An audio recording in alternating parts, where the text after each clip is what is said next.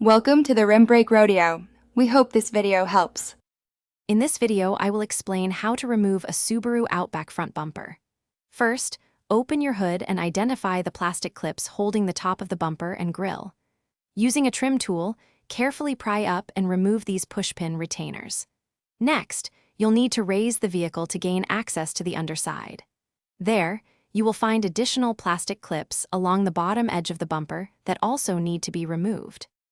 Now, turn your front wheels to one side to improve access to the wheel well. You'll find several plastic pushpin retainers connecting the fender liner to the bumper cover. Remove these clips on both sides of the vehicle. Once those are free, gently but firmly pull the sides of the bumper cover away from the vehicle. This action will release the hidden clips that secure the bumper to the fender brackets. Before fully removing the bumper, you'll need to disconnect any electrical components.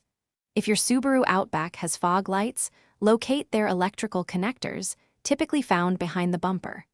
Press the small tab on each connector and then pull it straight out to safely detach it. Be sure to handle these wires and connectors with care to avoid any damage during the removal process. With all the clips removed from the top, bottom, and wheel wells, and any electrical connections disconnected, the bumper should now be loose.